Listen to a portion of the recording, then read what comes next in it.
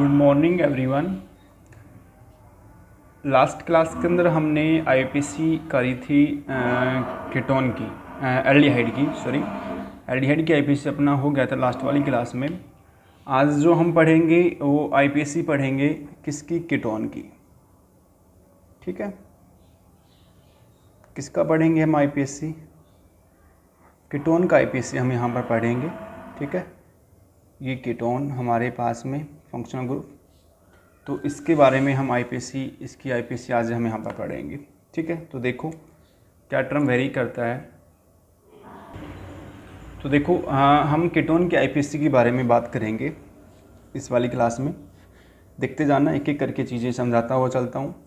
फिर भी कहीं दिक्कत हो तो आप मेरे से डाउट अपना क्लियर कर सकते हैं। ठीक है, कमेंट बॉक्स में अपना डाउट डालें। ठीक है, देखो आईपीसी, कीटोन की आईपीसी बनाने का एक पैटर्न हमें फॉलो करवाना है।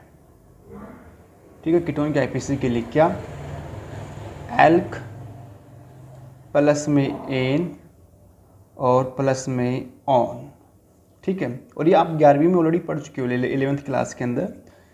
एल्कीन, एल्क जो है वो काम करता है किसकी तरह, वर्ड रूट की तरह। इन काम करता है प्राइमरी सफिक्स की तरह, और ऑन काम करता है सेकेंडरी सफिक्स की तरह। मतलब कीटोन के लिए जो हम यूज़ करते हैं वो ऑन यूज़ करते हैं सेकेंडरी सफिक्स के रूप में। फिर दूसरी बात कि जब प्राइमरी सफिक्स के एंड में अगर वोवल्स हैं और सेकेंडरी सफिक्स के अगर स्टार्टिंग में अगर वोवल्स हैं, तो प्राइमरी सफिक्स के वोवल्स को हम क्या कर देंगे, रिप्लेस कर देंगे। जैसे ये रिप्लेस होगा तो टर्म क्या बनेगा, एल्क, एन और ऑन। तो टर्म क्या आया हमारे पास में, एल्केनोन आया। क्या टर्म आया भाई, एल्केनोन वाला टर्म अपने को वेरी कर गया।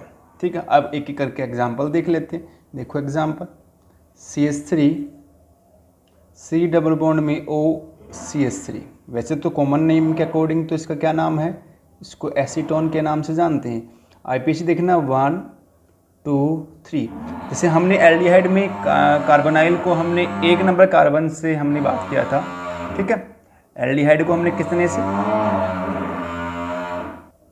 तो हमने क्या कहा था कि एल्डिहाइड के कार्बन को हम 1 नंबर देते थे क्योंकि वो टर्मिनल कार्बन पे हुआ करता था। पर कीटोन के कार्बन जो होता है वो टर्मिनल नहीं होते, कैसे होते हैं, नॉन टर्मिनल होते हैं। तो हमने नंबरिंग उधर से करनी है जिधर से कीटोन का कार्बोनाइल अपने को नज़दीक पड़ता है। तो 3 कार्बन है तो कार्बन के अकॉर्डिंग वर्ड रूट क्या बनेगा, प्रोप। सिंगल बॉन्ड है तो क्या आएगा, एन। और डबल 2 पे अगर कीटोन है तो क्या आएगा, ऑन। मतलब प्रोपेन टू ऑन बनेगा, या इसको 2 प्रोपेनॉन भी हम बोल सकते हैं, 2 प्रोपेनॉन। ठीक है, ये बात की हमने इसके अंदर। अगला टर्म क्या है हमारे पास में, अगला टर्म देखो, अगला टर्म है ये सब्सटेंट वाला। कीटोन के कार्बन को हमेशा 1 नंबर 2 3 नज़दीक जिधर से पड़ता है, यानी मतलब प्रायोरिटी के अकॉर्डिंग काम करेंगे। 1 2 3 4 और ये 5। 3 पे क्या है, सब्स्टिट्यूएंट है, सेकेंडरी प्रीफिक्स 3 मिथाइल। फिर प्राइमरी सफिक्स क्या है हमारे पास में यहाँ पर, प्राइमरी प्रीफिक्स क्या है, साइक्लो। फिर 5 कार्बन का वर्ड रूट है तो क्या आएगा, पेंट। सिंगल बॉन्ड है तो क्या आएगा, एन। और 1 पे कीटोनिक ग्रुप है तो क्या आएगा, ऑन। तो 3 मिथाइल साइक्लो पेंटेनोन बना। हो गया यहाँ तक। अगला देखो, C डबल बॉन्ड में O CH2 CH3। ठीक है, आईपीएससी ये, क्योंकि ये मेन कार्बन चेन का टर्म तो वेरी कर ही नहीं कर रहा क्योंकि क्लोज चेन है, तो ये सब्स्टिट्यूएंट की तरीका करेगी, काम करेगी। तो ये 1 नंबर 2 ये 3। तो 1 क्या आएगा, phenyl prop ene, single bond है, और 1 ऑन, प्रोप एन 1 ऑन बना, प्रोप एन 1 ऑन। ठीक है, इस तरीके से। और देखो CH3 CH CH3 C double bond में O CH CH3 CH3। जिधर से नज़दीक पड़ता है उधर से नंबरिंग करना है। ठीक है, लिस्ट नंबर मिले कीटोनिक ग्रुप को। तो ये तो सिमेट्रिकल कहीं से भी कर लो, 1 2 3 4 5। 2 और 4 पे क्या है, सब्स्टिट्यूएंट है तो 2 4। डाई क्या आ गया, मिथाइल हो गया। 5 कार्बन है तो क्या आया, पेंट। सारे बॉन्ड कैसे हैं, सिंगल आया एन। 3 पे क्या है, कीटोन, तो क्या आया 3 ऑन हो गया। ये इसकी आईपीसी होगी। और देखो हमारे पास में सी डबल बॉन्ड में ओ CH3। एक तो इसको बोलते हैं एसिटोफिनोन, एसिटोफिनोन के नाम से भी जानते हैं। और अकॉर्डिंग टू आईपीसी 1 और ये 2, तो 1 पे क्या आया, फिनाइल, 1 फिनाइल हो गया। और ईथ, फिर एन, और 1 पे क्या है, कीटोन, तो ईथ एन 1 ऑन वाला टर्म यहाँ पर वेरी कर गया। ठीक है, तो ये बात करी हमने इसके अंदर। अगला देखो हमारे पास में CH3 CH3 double bond CH, C double bond में O CH3। तो डबल बॉन्ड में और कीटोन के अंदर प्रायोरिटी किसकी ज़्यादा है, कीटोन की। तो नंबरिंग उधर से जहाँ से कीटोन नज़दीक होता है, तो ये 1 ये 2 ये 3 4 एंड 5। तो 4 पे क्या है, सब्स्टिट्यूएंट है, तो 4 मिथाइल हो गया। फिर 5 कार्बन है तो पेंट हो गया। डबल बॉन्ड है 3 पे तो इन हो गया। 2 पे कीटोन है तो 2 क्या हो गया, ऑन हो गया। तो ये बात करी हमने इसकी आईपीसी की। तो ऐसे बहुत से एग्जांपल जो है एनसीईआरटी में दे रखे हैं, तो प्रैक्टिस के लिए आप एनसीईआरटी के लिए यूज़ करें। पैटर्न वही है, वर्ड रूट को सेलेक्ट करना है, नंबरिंग उधर से करनी है जिधर से कीटोनिक ग्रुप क्या आता हो, नज़दीक आता हो, लिस्ट प्रायोरिटी रखनी है उस साइड से। और ये इस तरीके से आपको क्या करना है, इसका नोमेनक्लेचर करना है। अब एक टर्म और मैं बताता हूँ, अगर एक ही फॉर्मूले में, ठीक है, अगर एक ही कंपाउंड के अंदर अगर बोथ फंक्शनल ग्रुप प्रेजेंट है, अगर प्रेजेंट अगर हैं, कौन कौन से, एल्डिहाइड और कीटोन, तो नंबरिंग का टर्म अपने को समझाना है। तो अकॉर्डिंग टू आईपीसी एल्डिहाइड का प्रायोरिटी ऑर्डर ज़्यादा है कीटोन से।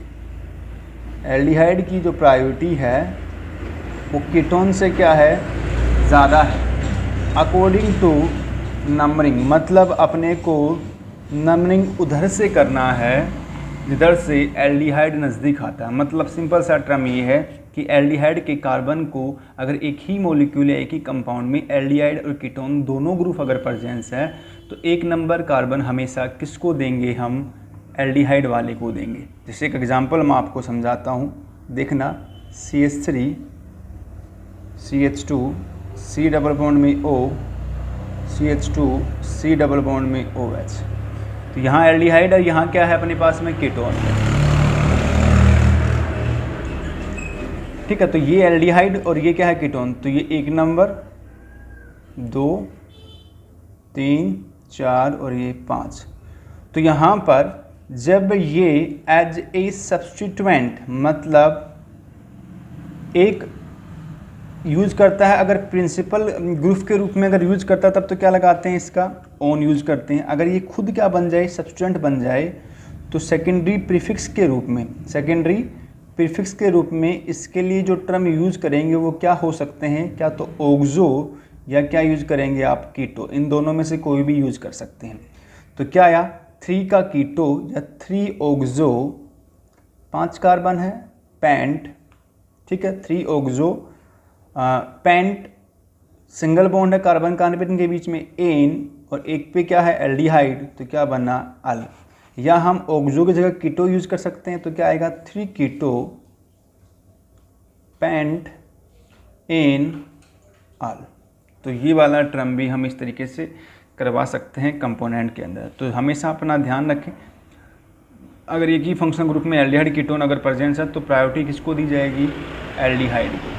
अगर साइक्लिक की बात करूँ तो साइक्लिक लेता हूँ मैं,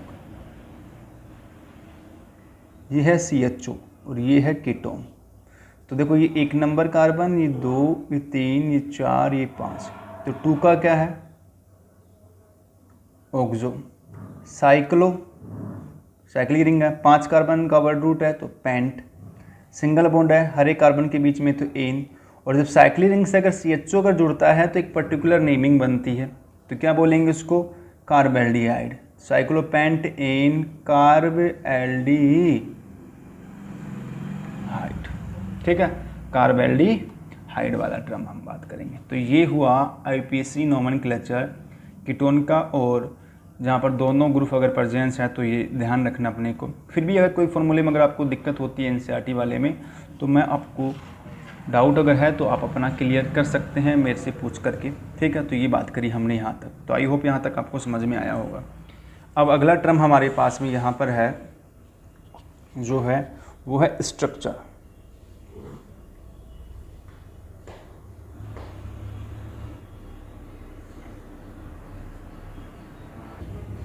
तो देखना, स्ट्रक्चर ऑफ द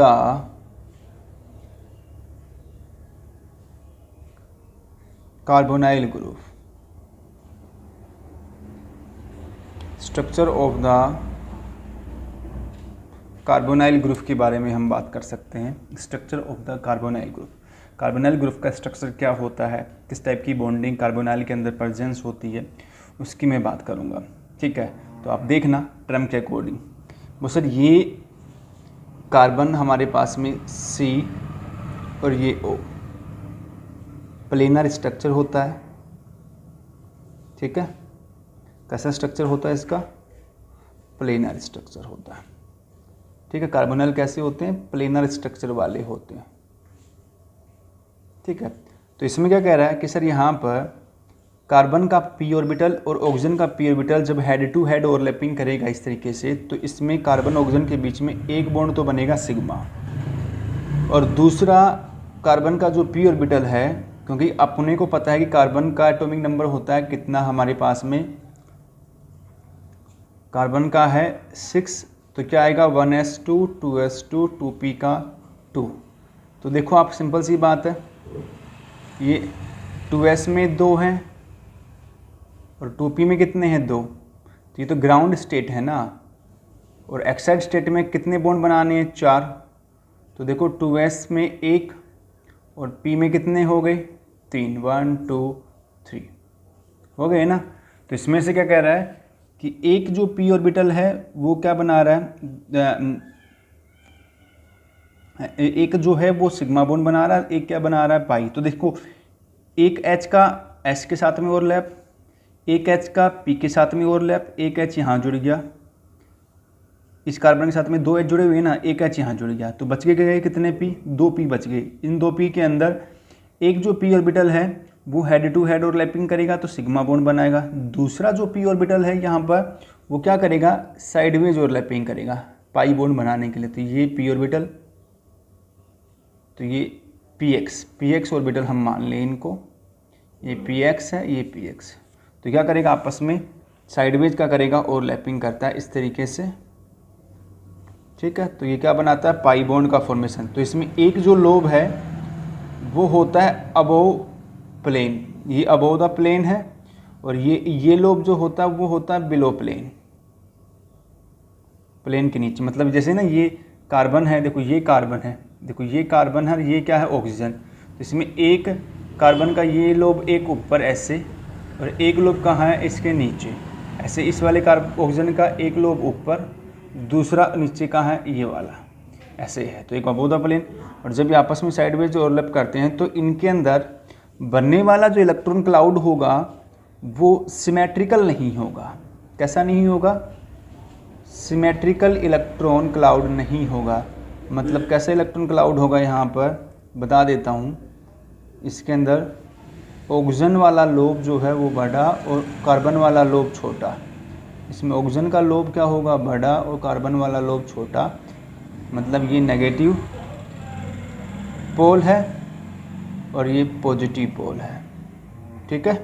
तो इस तरीके से तो ये पाई बॉन्ड बना हमारे पास में। तो ये पाई बॉन्ड का जो ये इलेक्ट्रॉन क्लाउड है ये कैसा है, अनसिमेट्रिकल होता है। एल्कीन के अंदर जब आप देखते हैं ना, एल्कीन में ऐसे 11वीं पढ़ा होगा, तो एल्कीन में ऐसा बनता है इलेक्ट्रॉन क्लाउड, बनाना बॉन्ड इसको बोलते हैं ना, ठीक है। तो ये कैसा है, सिमेट्रिकल है, क्योंकि यहाँ पर दोनों जुड़ने वाले कंपोनेंट की इलेक्ट्रोनेगेटिविटी कैसी है, सेम है दोनों की। पर यहाँ पर ऑक्सीजन का इलेक्ट्रोनेगेटिव करैक्टर ज़्यादा है किससे, कार्बन से, तो इसलिए यहाँ पर इलेक्ट्रॉन जो अट्रैक्शन है वो ऑक्सीजन की तरफ ज़्यादा होगा देन कंपेयर कार्बन। इस वजह से ऑक्सीजन का बनने वाला इलेक्ट्रॉन क्लाउड का साइज़ बड़ा होगा देन कंपेयर कार्बन। ऑक्सीजन की इलेक्ट्रॉन डेंसिटी ज़्यादा होने की वजह से इलेक्ट्रॉन क्लाउड भी क्या होगा यहाँ पर इसका बड़ा होगा, क्योंकि oxygen is higher electronegative than compare carbon. तो इस वजह से यहाँ पर इलेक्ट्रॉनिक अट्रैक्शन होने की वजह से ऑक्सीजन का इलेक्ट्रॉन क्लाउड का साइज़ बड़ा और ये कार्बन का क्या होगा, छोटा। और ये इलेक्ट्रॉन क्लाउड कैसे होंगे, अनसिमेट्रिकल भी होंगे। ठीक है, तो जो अपने को दिख रहे हैं, जो एल्कीन में ऐसा नहीं है। तो यहाँ पर जैसे ये बॉन्ड बनेगा तो क्या बनेगा, एक कार्बन 2 पाई बॉन्ड, ये प्लेनर स्ट्रक्चर। प्लेनर के अंदर ये जो बॉन्ड है ये उस साइड की तरफ है, अंदर की तरफ ये वाला बॉन्ड जो है बाहर की तरफ है। ये टुवार्ड्स द वीवर है, वो अवे फ्रॉम द वीवर है। इसमें ये सिग्मा बॉन्ड, ये क्या है पाई, इसमें ये भी सिग्मा बॉन्ड है, ये भी सिग्मा बॉन्ड। तो एक कार्बन के साथ में कितने सिग्मा है, 3। तो इस कार्बन का हाइब्रिडेशन कैसा होगा, sp2 होगा।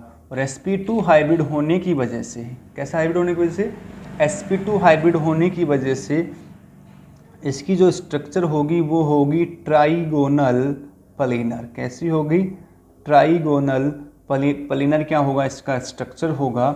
और यहाँ पर sp2 कार्बन होगा और यहाँ पर ईच बॉन्ड एंगल जो होगा वो अप्रोक्स, हर एक जो बॉन्ड एंगल हमारे पास में यहाँ जो होगा वो लगभग अप्रोक्स 120 डिग्री का होगा। और यहाँ पर ऑक्सीजन पे ऊपर क्या होंगे, 2 लोन पेयर प्रेजेंस होंगे। ठीक है, हर एक ऑक्सीजन के ऊपर यहाँ भी 2 लोन पेयर प्रेजेंस होंगे। तो ये बात की हमने इसके अंदर। तो ये है इसका इलेक्ट्रॉनिक स्ट्रक्चर या ऑर्बिटल डायग्राम जो मैंने कार्बोनाइल का आपको बताया है। फिर है इसकी बॉन्ड नेचर। बॉन्ड नेचर की बात करें, ठीक है, तो अब हम किसकी बात करें, बॉन्ड नेचर की बात कर लेते हैं। तो सर ये है कार्बोनाइल। तो कार्बोनाइल के अंदर ये इलेक्ट्रॉन, तो इलेक्ट्रॉन यहाँ डेंसिटी ज़्यादा है तो ये एज ए काम करेगा किसकी तरह है, हायर इलेक्ट्रॉन डेंसिटी वाला है। तो कॉमन सी बात, इलेक्ट्रॉन क्या करेगा, गेन करेगा। तो इलेक्ट्रॉन लेने वाले जो होते हैं वो क्या होते हैं, लुईस। कहने का मतलब, तो देखो यहाँ पर ये इलेक्ट्रॉन रिच साइट है तो ये किसकी तरह काम करेगी, लुईस बेस की तरह काम करेगी। ये इसके कंपेयर में इलेक्ट्रॉन डेफिशिएंट साइट है तो क्या होगी, ये लुईस एसिड की तरह काम करेगी। और ये हायर इलेक्ट्रॉन डेंसिटी होने की वजह से इसके अंदर इलेक्ट्रॉन का जो ट्रांजिशन होगा वो कहाँ होगा, कार्बन अपना इलेक्ट्रॉन कहाँ ट्रांसफ़र करेगा, ऑक्सीजन पे करेगा। जैसे ही ऑक्सीजन पे अपना इलेक्ट्रॉन ट्रांसफ़र करेगा तो ऑक्सीजन की इलेक्ट्रॉन डेंसिटी क्या होगी, बढ़ जाएगी, और कार्बन की इलेक्ट्रॉन डेंसिटी क्या हो जाएगी, घट जाएगी। तो कार्बन का ये वाला जो टर्म है ये काम करेगा एज ए इलेक्ट्रोफिलिक नेचर वाला, ये काम करेगा किसकी तरह, न्यूक्लियोफिलिक साइट की तरह। तो यहाँ पर तो कॉमन सी बात है कि जहाँ डेंसिटी ज़्यादा है वो न्यूक्लियोफिलिक साइट और जहाँ डेंसिटी कम है वो इलेक्ट्रोफिलिक साइट। और इसकी यह अंदर कार्बोनाइल के अंदर ये इलेक्ट्रोफिलिक करैक्टर होने की वजह से ये हमेशा न्यूक्लियोफिलिक एडिशन रिएक्शन देते हैं। कौन सी रिएक्शन देते हैं, न्यूक्लियोफिलिक एडिशन रिएक्शन क्या करते हैं, आसानी से देते हैं, क्योंकि यहाँ डेफिशिएंट साइट तो आने वाला इनकमिंग न्यूक्लियोफाइल इस पर आसानी से कर सकता है। तो एक चीज़ यहाँ पर क्लियर हो गई है कि कार्बोनाइल कंपोनेंट का जो नेचर होता है वो कैसा होता है, इलेक्ट्रोफिलिक नेचर होता है, क्योंकि आने वाला कंपोनेंट कार्बन पे अटैक करता है ना, तो इसका इलेक्ट्रोफिलिक क्या होता है, नेचर होता है। दूसरी बात, यहाँ पर चार्ज सेपरेशन हो रहा है, ऑक्सीजन इलेक्ट्रॉन ले रहा है और कार्बन इलेक्ट्रॉन दे रहा है, क्योंकि ऑक्सीजन की इलेक्ट्रॉन एक्टिविटी करैक्टर ज़्यादा है कार्बन से, तो कार्बन ऑक्सीजन गेन करेगा और कार्बन क्या करेगा, डोनेट करेगा। ठीक है, तो यहाँ पर कंपोनेंट के अंदर क्या कर रहा है कि इलेक्ट्रोफिलिक नेचर होने की वजह से कंपोनेंट के अंदर क्या करेगा, आसानी से न्यूक्लियोफिलिक एडिशन रिएक्शन क्या करता है, कंपोनेंट एग्जिस्ट करेगा। और यहाँ पर चार्ज सेपरेशन हो रहा है, ये पॉजिटिव पोल है, ये कैसा पोल है, नेगेटिव। इस वजह से इस बॉन्ड को हम पोलराइज्ड बॉन्ड भी बोलते हैं। कैसा बॉन्ड बोलते हैं, पोलराइज्ड बॉन्ड या पोलर बॉन्ड। मतलब यहाँ पर 2 पोल बनता है, एक पोल नेगेटिव और एक पोल पॉजिटिव। पोल क्या होता है यहाँ पर क्रिएट होता है, ठीक है, परमानेंट नेगेटिव और परमानेंट पॉजिटिव। तो यहाँ पर पोलर नेचर वाला भी कंपोनेंट वेरी करता है। तो ये बात करी हमने इसके अंदर। और रही खास बात कीटोनिक जो कार्बोनाइल कंपोनेंट जो होता है उसका डाइपोल मोमेंट ग्रेटर देन होता है ईथर से, मतलब इसका डाइपोल मोमेंट की वैल्यू कीटोन की ज़्यादा होगी किससे, ईथर से। ये चीज़ ज़रूर अपना ध्यान रखना कि यहाँ पर कीटोन का जो इलेक्ट्रोफिलिक नेचर जो है वो डाइपोल कैरेक्टर जो है वो ज़्यादा है देन कंपेयर ईथर के। तो ये चीज़ हमने बात करी। तो बॉन्ड नेचर सिंपल सा आपको बस ये ध्यान रखना है कि यहाँ पर कार्बोनाइल की जो बॉन्ड नेचर है वो कैसी है, इलेक्ट्रोफिलिक नेचर है, क्योंकि यहाँ पर ऑक्सीजन, कार्बन और ऑक्सीजन के बीच में ऑक्सीजन की इलेक्ट्रॉन नेगेटिविटी कैरेक्टर ज़्यादा है और कार्बन का कम, तो ऑक्सीजन इलेक्ट्रॉन गेन करता है कार्बन से। तो यहाँ पर कंपोनेंट के अंदर गेन करने की वजह से क्योंकि इलेक्ट्रॉन ट्रांजिशन पॉसिबल है ना, तो ये अपने आप ट्रांजिशन पॉसिबल नहीं होगा। ये कैसे होगा, जब कोई इनकमिंग न्यूक्लियोफाइल यहाँ पे अटैक करेगा और जैसे अटैक करेगा तो तब ये बॉन्ड क्या होगा, शिफ्ट होगा, अपनी मर्जी से नहीं जाएगा। ठीक है, तो इस वजह से कहने का मतलब यहाँ पर ऑक्सीजन ले रहा है और कार्बन दे रहा है, तो कार्बन देने वाला होने की वजह से इसका इलेक्ट्रोफिलिक नेचर है, इसका न्यूक्लियोफिलिक नेचर है। और वैसे भी इलेक्ट्रोनेगेटिविटी डिफरेंस की बात करें तो इस पे कार्बन का ऊपर पार्शियल पॉजिटिव चार्ज, इस पे पार्शियल नेगेटिव चार्ज वेरी करता है। इस वजह से इस बॉन्ड नेचर को हमने कैसा बॉन्ड नेचर मानना है, पोलर बॉन्ड नेचर भी मानना है। फिर यहाँ पर लोन पेयर होने की वजह से, ठीक है, तो ये लुईस बेस नेचर वेरी करती है। कहने का मतलब यहाँ लोन पेयर नहीं है, कहने का मतलब तो ये कैसा है, लुईस एसिड की तरह करता है, काम करता है। तो ये साइट लुईस एसिडिक साइट होती है और ये कैसी होती है, लुईस बेस, क्योंकि ये डेफिशिएंट होने की वजह से इनकमिंग न्यूक्लियोफाइल इस पर अटैक करेगा। मतलब न्यूक्लियोफाइल मतलब को देने वाला, ये ध्यान रखना। अब आप ये सोच रहे होगे कि सर ऑक्सीजन तो यहाँ ले रहा है और लेने वाले तो एसिड होते हैं और देने वाला क्या होता है, बेस। अरे भाई सुनना, ध्यान से सुनना, ये देगा कब ये, जब कोई न्यूक्लियोफाइल, अरे देखो, जब को न्यूक्लियोफाइल जैसे ये है, अब अपने आप दे नहीं रहा, तो ये को न्यूक्लियोफाइल है। जब ये न्यूक्लियोफाइल इसको इलेक्ट्रॉन डोनेट करेगा, ठीक है, तो यहाँ पर इलेक्ट्रॉन डोनेट करने की वजह से तो ये क्या करेगा, गेन करेगा, तो ये लेने वाला क्या हो जाएगा, लुईस एसिड। ठीक है, और यहाँ पर इलेक्ट्रॉन रिच स्पीसीज है, लोन पेयर प्रेजेंस है, तो ये किसकी तरह काम करेगा, लुईस बेस की तरह। तो ये कंडीशन देखनी है अपने को, समझ रहे मेरी बात को। मतलब यहाँ पर न्यूक्लियोफिल फाइल जो है वो इसको इलेक्ट्रॉन दे रहा है, तो ये ले रहा है और ये देने वाला है, तो लेने वाले की वजह से किसकी तरह काम करेगा, लुईस एसिड की तरह। चाहे इलेक्ट्रॉन रिच स्पीसीज है तो किसकी तरह काम करेगा, ये लुईस बेस की तरह। समझ रहे हो मेरी बात में, क्योंकि यहाँ लोन पेयर प्रेजेंस है, तो ये भी डायरेक्ट किसी को दे सकती है अपना इलेक्ट्रॉन। तो ये लुईस बेस, ये ले रहा है तो क्या करेगा, लुईस एसिड। तो कभी यहाँ सोचो कि सर लेने वाला तो बेस होता है, देने वाला एसिड होता है, नहीं, ऐसा नहीं है यहाँ पर। समझ रहे हो नहीं बात को, तो इस वाले पैटर्न को समझना, इस वाले को। ठीक है, ठीक है, तो ये बात की है। आपको सिर्फ बॉन्ड नेचर जाननी है, लुईस एसिड बेस के चक्कर में मत पड़ना।